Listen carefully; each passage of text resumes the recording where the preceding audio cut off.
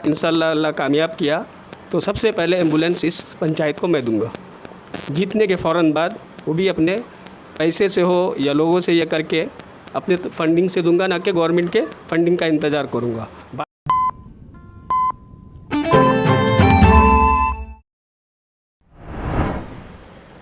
नमस्कार, मैं तौहीद। स्वागत है आप सभी का बदलता हिंदुस्तान न्यूज़ पर। बिहार में पंचायत चुनाव 2021 के तारीखों का ऐलान हो चुका है। 20वीं प्रखंड में अभी मैं मौजूद हूँ। 20वीं प्रखंड में 11वें चरण में चुनाव होना है, जिसका तारीख 12 दिसंबर है। लेकिन जैसे ही चुनाव के तारीखों का घोषणा हुआ है, ऐलान हुआ है, जो भी जनप्रतिनिधि हैं, जो भी चुनाव लड़ने जा रहे हैं, वो सभी जनप्रतिनिधि अपनी अपनी तैयारियों में लग गए हैं। और इसी दौरान मैं मौजूद हूं अभी भैरवा पंचायत में। भैरवा पंचायत से मुखिया प्रत्याशी मोहम्मद ज़ियाउद्दीन उर्फ लड्डू हमारे साथ बात करने के लिए मौजूद हैं। उनसे बात करेंगे और किस प्रकार से पंचायत चुनाव को लेकर तैयारियां चल रही हैं और क्या ख़ास मुद्दे हैं उनके, उन सभी मुद्दों पर हम बात करेंगे एक एक करके। सबसे पहले आपका स्वागत है बदलता हिंदुस्तान न्यूज़ पर। आपका बहुत बहुत शुक्रिया। पंचायत चुनाव लड़ने के लिए आप गाँव आए, पहले शहर में रहते थे। क्या आपने ऐसा पाया अपने पंचायत में कमी और जिसको देखकर आपको ये लगा कि पंचायत चुनाव लड़ना चाहिए, और क्या भावना है आपके अंदर जनता को लेकर, जनता की समस्याओं को लेकर? मेरे अंदर ये है कि मैं जब बिज़नेस में हैदराबाद में रहता था तो एनजीओ से मेरा बिज़नेस चलता था। तो एनजीओ वाले का देख देख के कि कितने मतलब गरीब मिस्कीन के साथ ये लोग हेल्प करते हैं, ये एनजीओ। उस हिसाब से मैं भी सोचा मेरा उससे तिजारत है, उससे कमा के कुछ गांव में करूं।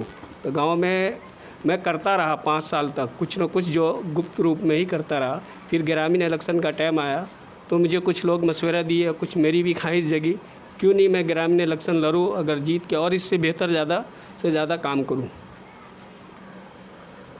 जो अपना क्षेत्र है भैरवा पंचायत क्षेत्र, ये बाढ़ग्रस्त क्षेत्र है, आप भी बेहतर जानते हैं। क्या मुख्य समस्याएं हैं जिसको अगर आप चुनाव जीत कर आते हैं, अगर जनता का सहयोग आपके साथ होता है, समर्थन आपके साथ होता है, तो जीतने के बाद कौन से ऐसे मुख्य काम हैं जिसको आप सबसे पहले ज़मीन पर उतारना चाहेंगे?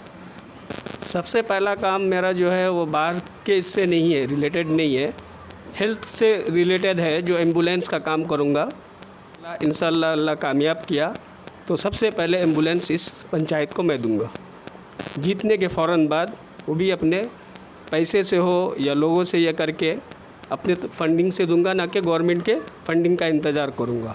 बाकी जो गवर्नमेंट का जो काम है, जो नाव देती है गवर्नमेंट बाहर एरिया को, अगर वो ना भी दी तो भी हम लोग अपने फंडिंग से सोचेंगे ये 2-3 काम ऐसे हैं जो करेंगे। पीछे आपका घोषणा पत्र दिख रहा है, इसमें लिखा हुआ पंचायत के सभी ज़ईफ़ उम्र वाले और विधवाओं को पेंशन उपलब्ध करवाना। तो क्या लगता है कि अभी प्रेजेंट में ये चीज़ें नहीं हो रही हैं? हो रही है, पूरी तरीके से नहीं हो रहे, हर लोगों को नहीं हो पा रहा है। सीनियर सिटीजन में 60 साल क्रॉस होने के बाद पेंशन लागू है। 60 साल के कितने लोग, कम से कम 25% ही लोगों को मिल रहा है, 75% को नहीं मिल रहा है।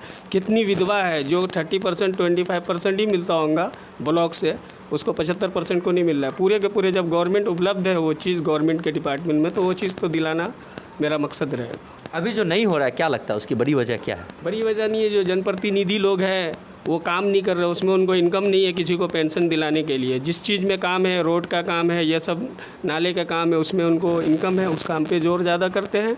और किसी का पर्सनल काम हो रहा पेंशन का वगैरह से, उसको कोई इनकम नहीं है। इस इनकम की वजह, अपनी इनकम की वजह से दूसरे का इनकम को छोड़ दिया। एक और आपने लिखा है, जिन्हें इंदिरा आवास मिलना चाहिए और नहीं मिला है उनको इंदिरा आवास दिलवाना है।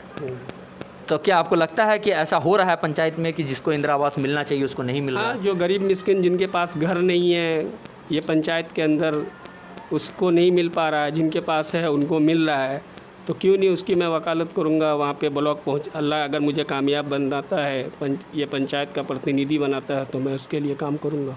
अक्सर ऐसा होता है पंचायत प्रतिनिधि या कोई भी दूसरे प्रतिनिधि किसी भी पद पे हो, और चुनाव के दौरान बड़े बड़े वादे करते हैं, बड़े बड़े दावे करते हैं, लेकिन चुनाव के जीतने के बाद वह धरातल पर नहीं उतर पाता है। आप जो अपने वादे किए हैं, जो आपने अपना मैनिफेस्टो जारी किया है, इस पर आप कितना खड़ा उतर पाएंगे?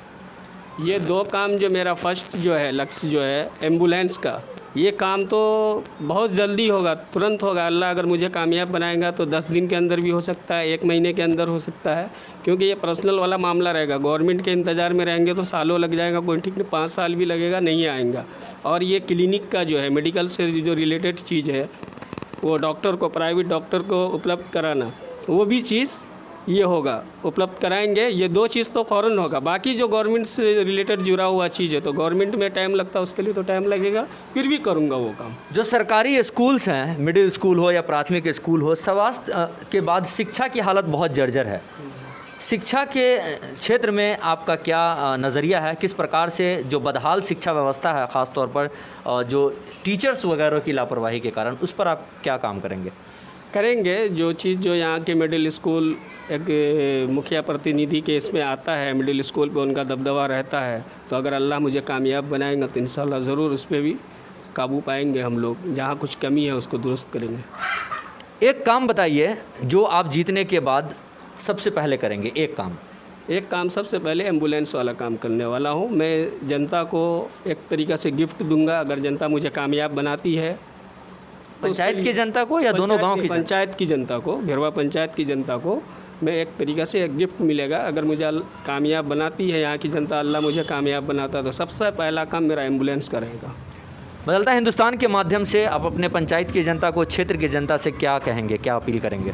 अपील यही करेंगे कि जितने भी कैंडिडेट हैं उनको भी देखें हैं वो लोग। हम तो एक फ़र्स्ट टाइम है और लास्ट टाइम ही रहेगा एक तरीक़े से ये इलेक्शन मेरे लिए, तो जो मौका मिला है उनको सही जनप्रतिनिधि सोच समझ के अपना 12 तारीख को जो वोट करने का दिन है वो वोट करें। बस इतना ही कहना है। तो ये थे जनाब मोहम्मद ज़ियाउद्दीन उर्फ लड्डू साहब। इन्होंने अपना मैनिफेस्टो जारी किया है। फ़िलहाल के लिए बस इतना ही। तमाम अपडेटेड खबरों के लिए देखते रहें बदलता हिंदुस्तान।